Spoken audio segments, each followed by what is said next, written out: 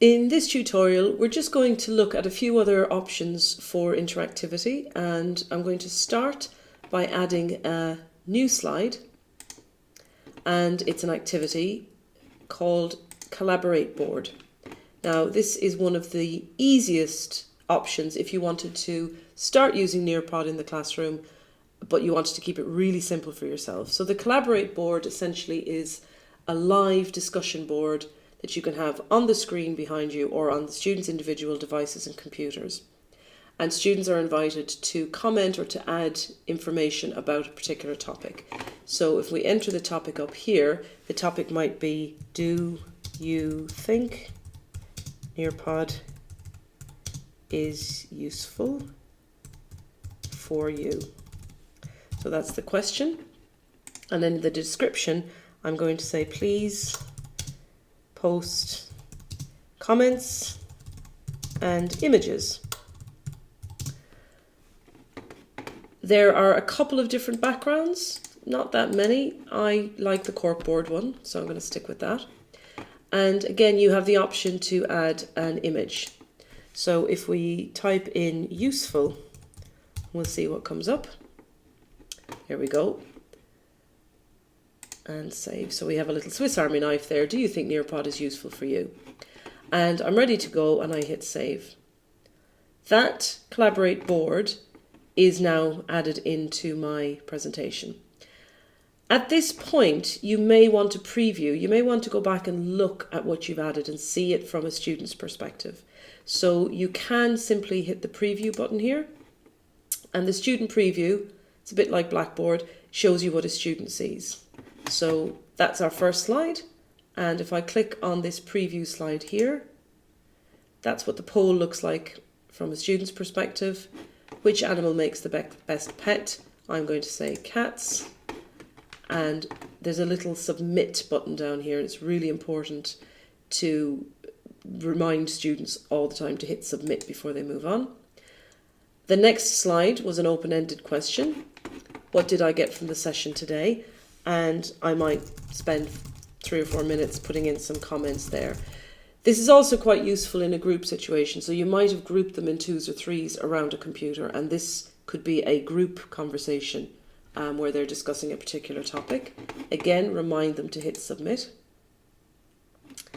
And do you think nearpod is useful? So this is what the Collaborate board looks like. And I can say yes, but I'm not sure how yet, and hit post, and you'll see that that will pop up, and as people add other posts, they will pop up on the board. I can also go into Google search and I can type in useful again, and there's another Swiss Army knife, very useful. And I can put a comment here as useful as this and post. So you can actually get quite a buzz going in the room once they realize they can search and they can put images and text together. And when you do preview, it previews it in what we call student paced, which means that I'm the student at the moment. So you can see it's student preview, and I'm able to drive through these slides. I can go through them myself. There's another option, which I'll show you in the next tutorial, where you can launch it as a teacher paced or a staff paced lesson. And what that means is that the student can only move on when the teacher or the administrator decides to move on in the session. So it's more for a live kind of a situation. So I'm just going to go back out to my lesson, and I'm going to add another type of slide. We have put in a poll, but I just want to show a quiz. So the quiz is quite simple. It's very similar to the poll. Enter your question here. So what is Mary's second name? And my answer, Ryan. Kelly, we're staying very Irish, and Murphy. And obviously I need to indicate that Murphy is the right answer.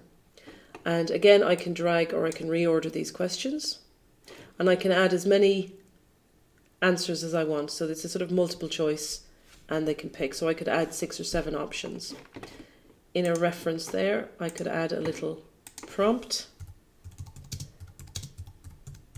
Don't know if they'll find this. Pint of Murphy's, there we go. So possibly giving it away slightly.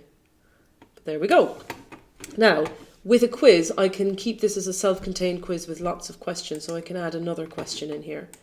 So what is the number of the room that you are in?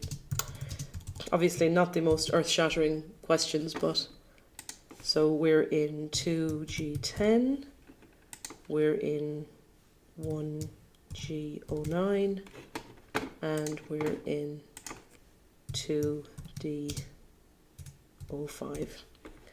And for if you're in the staff development session in June 2019, we're in 2G10. So there we go.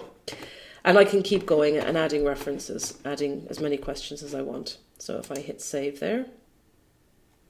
So I now have a collaborate board and a quiz, and I'm just in this tutorial going to show you one more type of slide we can add. So we're going to go into activity, and there's a few here that you can, they add some every now and then as a beta test, and they take them away. The memory test is quite useful. I'm actually going to add content. Here we go. So some of these options in here are linked to things like Sway or the BBC video archive. We're going to look at nearpod 3D. So if I click on that, I've got some options. Now, this is gimmicky. I don't know if there are any applications for this. I think maybe 5 years' time where we're able to generate our own content, or we're able to upload students' models, this could be really useful. But we're going to look at, let's look at a great white shark.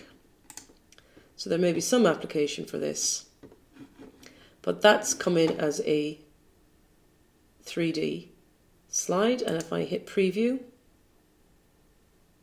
so again, seeing what the student sees, we have our model of a shark that I can click with my mouse and drag and move around. So again, if you think about some of the things that we're doing in the Fabrication Centre with 3D scanning and printing out 3D images, there could be an application here. So it's worth keeping an eye on the tool and seeing if they get to the point where you can upload your own models and how we would do that. So that's quite an interesting little thing. And in the next tutorial, I'm just going to show 1 or 2 more slides, but then really we're going to look at sharing and how you share with students and how you can archive and manage your lessons.